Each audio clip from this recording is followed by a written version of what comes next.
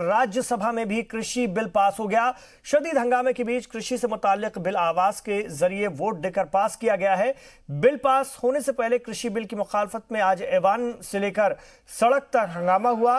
ऐवान में जहां अपोजिशन के अरकान पार्लियामेंट ने जमकर हंगामा किया, न सिर्फ वहीं पंजाब और हरियाणा में सड़कों पर किसानों ने जमकर हंगामा किया। अपोजिशन के हंगामे के सबब ऐवान की कार्रवाई कुछ वक्त के लिए मुलतवी करनी पड़ी। राज्यसभा में बिल पर चर्चा के बाद वजीर ज़राअत नरेंद्र सिंह तोमर ने जवाब दिया। नरेंद्र सिंह तोमर के जवाब देने के दौरान अपोजिशन के अरकान ने जोरदार हंगामा किया। टीएमसी एमपी डेरेक ओब्रायन और ऐवान के दीगर अरकान ने कृषि बिलों पर चर्चा के दौरान वेल में पहुंचा और डेरेक ओब्रायन ने राज्यसभा के डिप्टी स्पीकर हरवंश को ऐवान की रूल बुक दिखाई। डेरेक ओब्रायन और तृणमूल कांग्रेस के बाकी अरकान ने चेयर के पास जाकर रूल बुक दिखाने की कोशिश की और उसको फाड़ डाला। माइक को भी तोड़ दिया गया। तो आपको बता दें, राज्यसभा में एक भारी हंगामे के बीच कृषि बिल पास हो गया है। ज़राअत से मुताल्लिक ये बिल, जिसको राज्यसभा में भी हंगामे का सामना करना पड़ा और इस वक्त पंजाब, हरियाणा और दीगर रियासतों की सड़कों पर किसान उतर आए हैं और लगातार अपनी मुखालफत दर्ज करा रहे हैं। ये वो तस्वीरें हम आपको दिखा रहे हैं जब तृणमूल कांग्रेस के एमपी ने जो बुक थी नियमों की, ज़ाब्तों की, वो स्पीकर के सामने फाड़ दी। तो तृणमूल कांग्रेस के बाकी अरकान भी चेयर के पास आ गए और रूल बुक दिखाने की कोशिश की और उसको फाड़ने लगे और माइक को भी तोड़ दिया। ये तस्वीरें हैं राज्यसभा की कार्रवाई की। हालांकि इस हंगामे के बीच भी आवाज के दम पर और आवाज के जरिए ये बिल पास हो गया है। राज्यसभा में भी सरकार को यहां भी खासी मशक्कत करनी पड़ी। लोकसभा में बिल के पास हो जाने के बाद अब राज्यसभा से भी बिल पास हो गया है, लेकिन अब किसानों ने बाहर लगातार मुजाहरे अपने तेज कर दिए हैं और इस बिल को वापस लेने की मांग की जा रही है। इसके ज़ाब्तों में बदलाव किए जाने की मांग की जा रही है। अनिला सिंह इस वक्त हमारे साथ जुड़ गई हैं, भारतीय जनता पार्टी की लीडर हैं। उनसे बात करते हैं। अनिला जी, राज्यसभा में बिल पास तो हो गया, लेकिन ये हंगामा हम देख रहे हैं, किसान भी सड़कों पर हैं। ऐसा तो है नहीं कि किसान सिर्फ और सिर्फ इसीलिए सड़कों पर है कि अपोजिशन ने उन्हें बहका दिया, जैसा कि आप लोग कह रहे हैं, गुमराह कर दिया। क्या किसान इतने मासूम हैं? क्या उन्हें अपने अच्छे बुरे का ज्ञान नहीं है? और अगर नहीं, अगर है तो फिर वो सड़कों पर क्यों है? ये भी कई सवाल है। नहीं, देखिए, सबसे पहली बात तो ये है कि मैं व्यक्तिगत रूप से ये मानती हूँ कि किसान जो है सब अपने पॉइंट ऑफ व्यू से, यानी किसानी के पॉइंट ऑफ व्यू से सबसे बेहतर इकोनॉमिस्ट है, सबसे बेहतर साइंटिस्ट है। वो बहुत अच्छी तरीके से समझते हैं कि उनके लिए क्या खराब है और क्या अच्छा है। अभी जो बिल पास हुआ है उसका जो एक उसके अगेंस्ट जो एजिटेशन चल रहा है दो राज्यों में मुख्यतः हमको दिखाई दे रहा है, वो है हरियाणा और पंजाब। बाकी हमें देश में दिखाई नहीं दे रहा है। तो केवल ये बहुत लिमिटेड से स्टेट में क्यों दिखाई दे रहा है? उसका कारण ये है कि ये पॉलिटिकली इंस्टिगेटेड है। नहीं मैडम, उसका कारण तो ये भी है ना, ये दोनों राज्य कहीं ना कहीं यहाँ पर खेती और कृषि, या जिसको हम ज़राअत कहते हैं, उसके प्रधान वाले राज्य हैं। यहाँ पर किसानों की तादाद है, यहाँ पर बड़े किसान बहुत हैं, यहाँ से बड़ा उत्पादन देश को जाता है, बल्कि विदेशों में भी जाता है। तो क्यों नहीं यहाँ पर हो? मैं आपकी बात से बिल्कुल सहमत हूँ। आई एग्री कि हरियाणा पंजाब की अगर हम बात करते हैं तो यहाँ की जो उपज है वो उसका बहुत बड़ा हिस्सा है, परसेंटेज वाइज जो प्रोडक्शन है, क्रॉप प्रोडक्शन है हमारे देश का, उसमें इसका बहुत बड़ा हिस्सा है।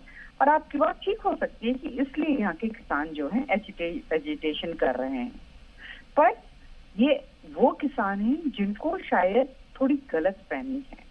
वो एमएसपी की बात करते हैं तो एमएसपी तो नहीं खत्म की गई है। एपीएमसी की बात करते हैं तो एपीएमसी तो बिल्कुल नहीं खत्म कर रहे हैं, वो तो वैसे भी राज्य का अधिकार होता है।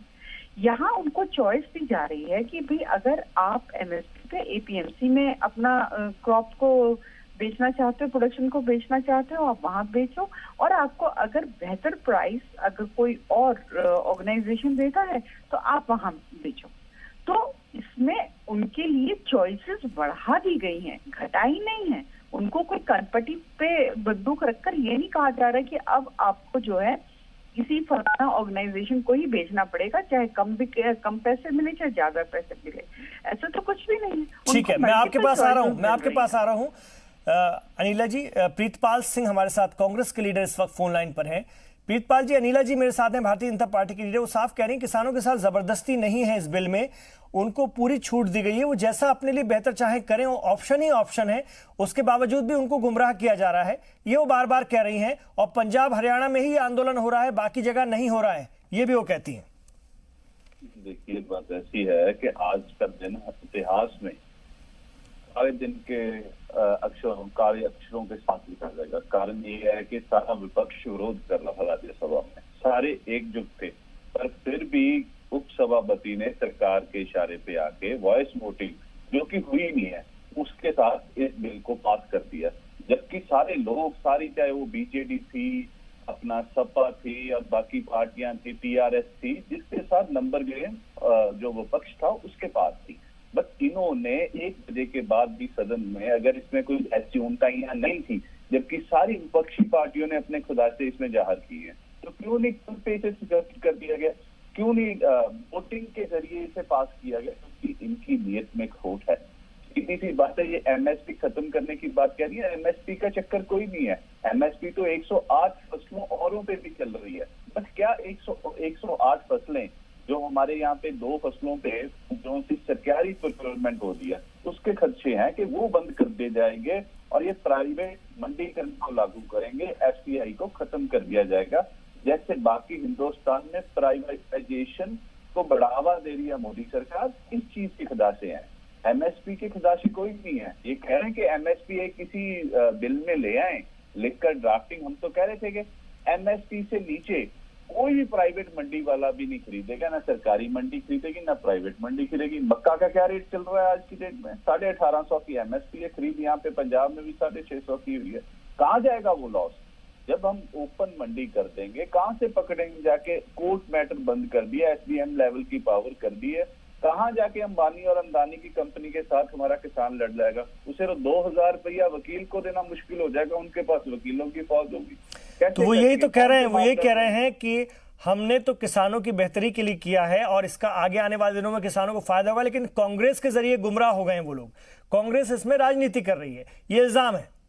कांग्रेस राजनीति कुछ तबके को कर ले, पूरा हरियाणा, पूरा Punjab, Rajasthan, western UP, even Bihar के लोग भी ये बात करें तो वो भी इसका विरोध कर रहे हैं। ये तो कह रहे हैं नीतीश बाबू ने एपीएमसी 15 साल पहले खत्म कर दिया था। अगर इतना ही सक्सेसफुल है बिहार के लोगों और यूपी के लोग बिहार के लिए, तो बिहार के लोग पंजाब में काम करने के लिए क्यों आ रहे हैं? अगर वो वहां पे एपीएमसी इनके जो खत्म करने के बाद, प्राइवेट मंडीकरण के बाद वहां पे खुशहाल हैं, तो आपने पीछे ही देखा होगा कि 10 से 12 लाख लोग वहां से यहाँ पे काम के लिए आते हैं, परिवार आ रहे हैं। तो कैसे होगा अगर इतनी खुशहाली है? ये एपीएमसी एक्ट ही था जिन्होंने हमारा मंडीकरण बचा रखा था 1965 से। जब से हमने फूड जो सिक्योरिटी है हमारे हिंदुस्तान की, उसमें पंजाब और हरियाणा ने अपना पानी सींच के, किसानों ने खून पसीना सींच के इसे हिंदुस्तान के लोगों का पेट भरा। इस कोरोना काल में भी जी, जब हम माइनस में, बिल्कुल मैं आ रहा हूं सर आपके पास। अनिला जी, आप मुझे इतना समझा दीजिए, आप भारतीय जनता पार्टी के सीनियर लीडर हैं, इसके फायदे क्या हैं?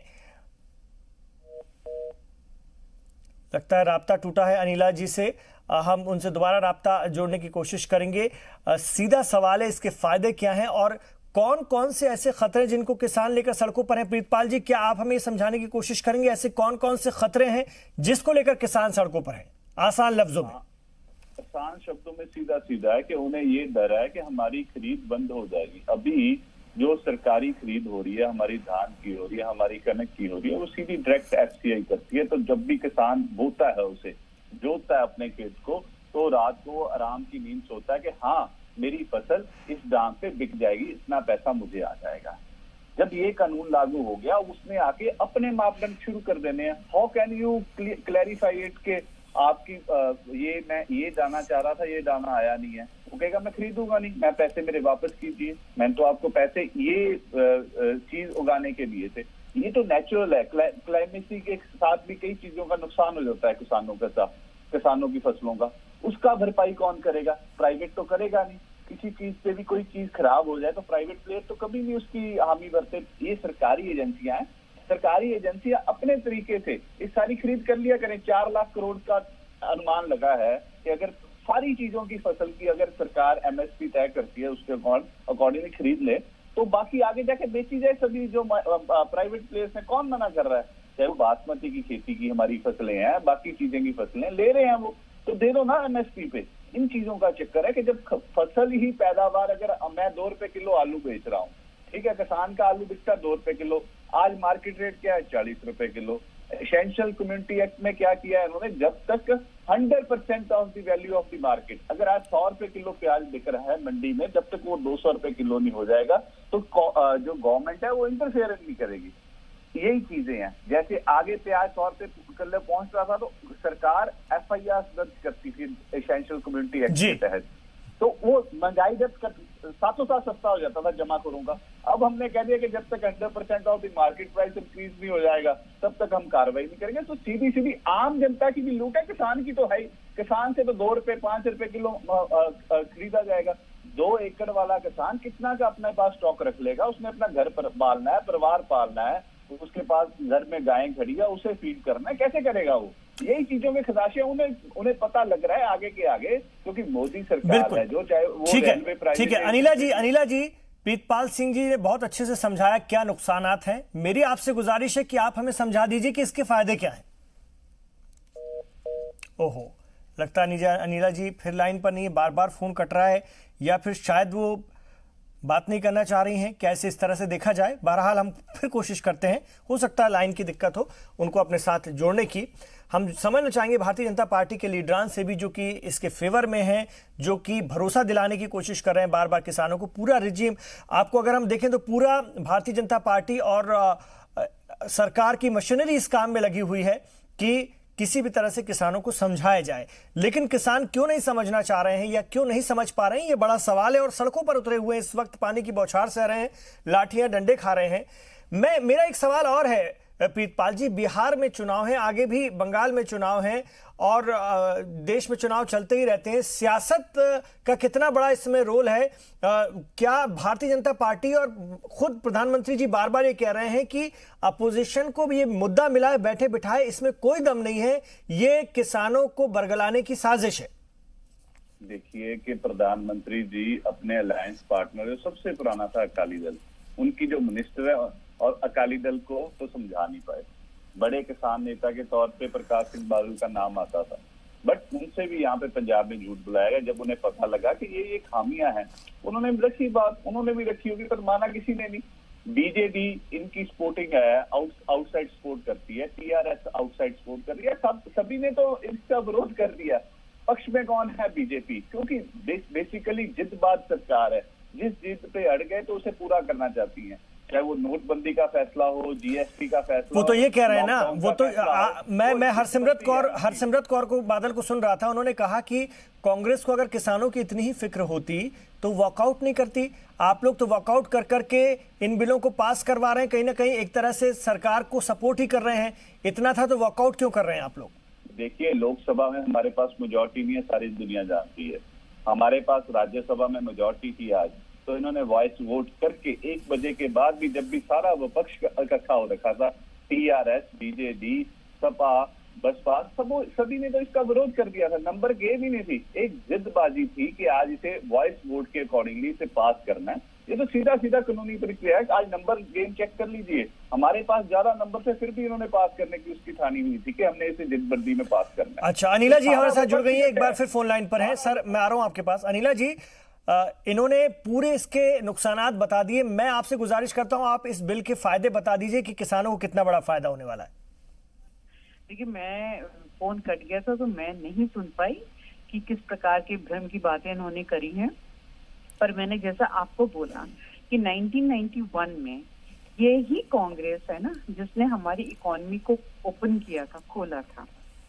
हाँ, और उसका नतीजा ये हुआ कि ठीक है, आज हम ग्लोबली कॉम्पिटिटिव हो गए। हमारे देश की भी बहुत सारी कंपनियां बाहर काम करती हैं, प्रोड्यूस देती हैं, और बाहर की बहुत सारी कंपनियां यहाँ करती हैं। आज अगर हम ग्लोबली ओपन कर रहे हैं एग्रीकल्चर सेक्टर को, तो इनको इतनी तकलीफ क्यों हो रही है? क्यों ये नहीं चाह रहे हैं कि अगर एक कोई ट्रेडर जो है वो ग्लोबली कॉम्पीट कर सकता है अपने प्रोडक्शन के साथ, तो एक एग्रीकल्चरिस्ट क्यों नहीं कर सकता है? तो ये जो दोहरा मापदंड इन्होंने अपनाया हुआ है, उसका उत्तर देंगे क्या? ये बात तो अकाली दल को भी नहीं समझ में आई मैडम, टीआरएस को भी नहीं समझ में आई, और जो लोग आपको सपोर्ट कर रहे हैं उनको भी नहीं समझ में आई। सिर्फ भारतीय जनता पार्टी भर को क्यों समझ में आ रही है, बाकी सियासी जमातों को क्यों नहीं समझ में आती? देखिए, मैं आपको बोलती हूँ कि अगर मैं अकाली दल की भी बात करती हूँ तो उनको इससे दिक्कत नहीं थी। उनका मेजर इशू ये था कि भाई आप ये बिल लाने से पहले आप किसानों के बीच में जाते, उनको कन्विंस करते, उनको समझाते कि ऐसे ऐसे बिल आ रहा है और आपके ये फायदे के लिए ऐसे हो सकता है, ठीक है। पर एक हम लोग हाइपोथेसिस लेकर चलते हैं कि किसानों का मसला है, किसान अन्नदाता है, उसके ऊपर राजनीतिकरण नहीं होगा। पर कांग्रेस जो है ना, ये सिद्धू की राजनीति करती है, हर चीज को चीड़ फाड़ करके सब कुछ करती है। वही है ना, अपने मैनिफेस्टो में 2019 के मैनिफेस्टो में इन्होंने तो एपीएमसी को बिल्कुल गायब करने के लिए बात करी थी कि इसको तो खत्म कर देना चाहिए बिल्कुल। तो अब ये लोग उस चीज की बात नहीं करेंगे। तो जी की बात है, ये कदम उठाया गया है कि भाई किस तरीके से सिक्योर्ड होके ज्यादा अपॉर्चुनिटीज मिले। कैसे ये होता है कि भाई मतलब जो ट्रेडर होता है वो अपने प्रोड्यूस पे ये तय कर लेता है कि भाई ठीक है, हम इतना नहीं इतने में बेचेंगे, इसको नहीं इसको बेचेंगे। क्यों नहीं चाहते हैं किसानों के लिए ये चीज? प्रीतपाल सिंह जी, क्या जवाब देना चाहेंगे? ये बात कर रहे हैं हमारे एपीएमसी की, हमारे मैनिफेस्टो में बिल्कुल था मैडम। हमारे मैनिफेस्टो में तो जीएसटी भी था, जब हम तो यूपीए के टाइम लागू करना चाहते थे। क्या आपने वो लागू करने दिया था? हमारे लिए जीएसटी एक सरल टैक्सेशन थी, आपके लिए आपने उसे गब्बर सिंह टैक्स बना दिया। कितनी कॉम्प्लिकेशंस है, कैसा व्यापार सब हुआ है, सारी दुनिया जानती है। वैसे ही अब खदाशे हैं। आज आप हमारे उस मैनिफेस्टो की बात करिए, हमारे उसके 12 सूत्रीय प्रोग्राम था, आपका 2 सूत्रीय प्रोग्राम है। आज अहमद पटेल जी ने नरेंद्र तोमर जी से राज्यसभा में उस चीज की डिटेल मांगी कि हमारे ये पॉइंट्स थे, आपने ये बीच में डाले हैं? उन्होंने कहा हमने तो नहीं डाले। बात तो वही है ना, बहस करो तो ओपनली करो। आप ही कह रही हैं कि किसानों से पूछा नहीं गया, तो हम भी यही कह रहे हैं कि किसानों के खर्चे क्लियर हुए ही नहीं है। बिल्कुल, मेरा बस चलते आपसे अनिला जी बस ये सवाल है, बहुत कम लफ्जों में जवाब दीजिएगा, वक्त नहीं है सर। मैं आप ही की बात ले जा रहा हूं सर, आप ही की बात ले। अनिला जी जी बस ये बता दीजिए। नहीं जी बिल्कुल, सुनिए, भूमि अधिग्रहण जब 2013 में कानून बन रहा था, उसको लेकर भी उस वक्त की जो यूपीए सरकार थी, उनके लोगों ने बहुत किसानों से बात की थी, बहुत लंबी चौड़ी बात हुई थी। जयराम रमेश उस वक्त ग्रामीण विकास मंत्री थे, बहुत बात किया करते थे, सबको सहमति से लेकर के सबसे को मिला करके ये कानून बनाया गया था और इससे किसानों को बड़ा फायदा भी हुआ, आप भी जानती हैं। ऐसे ही इस बिल को लेकर के भी बात हो जाती, सबको लेकर चलते तो ये आज सड़कों पर ये नज़ारे हमें देखने के लिए नहीं मिलते। आपके साथी भी आप खुद कह रही इसी वजह से गए ना, तो सरकार को तकलीफ क्या थी, सबको लेकर क्यों नहीं चलना चाहती है, जिद क्या है? मैं अब आपको उत्तर देती हूँ। पहली बात तो ये है, मैं प्रीतपाल जी को बता रही हूँ कि ये जब इन्होंने या आपने किसी ने एक ने बात कहा कि इनके सहयोगी दल ने ही इस्तीफा दे दिया कैबिनेट से, तो मैंने उसका उत्तर दिया था कि उनको बिल से दिक्कत नहीं थी, उनका ये कहना था। पर उनके कहने का मतलब ये नहीं है कि गवर्नमेंट ने अपना स्पेड वर्क नहीं किया, गवर्नमेंट ने अपना काम नहीं किया, गवर्नमेंट किसानों के बीच में नहीं गई, ये मैं नहीं कह रही हूँ। गवर्नमेंट गई, बहुत सारे इंस्टीट्यूट गए, पूरा रिसर्च किया, बेस्ट ऑफ दी अपॉर्चुनिटीज क्या दे सकते हैं हम किसानों को, वो उस पर काम किया गया, तब ये जाकर बिल लेकर आए। अब मैं लैंड एक्विजिशन बिल के बारे में बात किया। लैंड एक्विजिशन बिल के बारे में मैं आपको बताऊं जनाब कि पहले जो है इस प्रकार का इनका बिल था कि किसान की मनमर्जी बेचारे की चलती ही नहीं थी, कोई भी आके उसकी जमीन ले जाए, मनमानी कीमत तय कर दे, उसका बेचारे का कोई हक नहीं होता था। गवर्नमेंट का एक पूरा जिसको जैसे अंग्रेजी में बोलते हैं in the clutches of government रहता था। फिर जब इलेक्शन ईयर आया, इनको लगा कि भाई ठीक है, किसान जो है हमसे बड़ा परेशान रहते हैं। जी मैडम, सर दोनों, मैं आप दोनों से माफी चाहूंगा, आप जो कहना चाह रही हैं मैं उसको भी समझ रहा हूं अनिला जी, वो आप भी उन पर सियासत का इल्जाम लगा रही हैं, पर मेरे पास वक्त नहीं तो हम इस पर और बात करते। बहुत शुक्रिया आप दोनों का, प्रीतपाल जी और अनिला सिंह जी, इस मौजू पर चर्चा करने के लिए।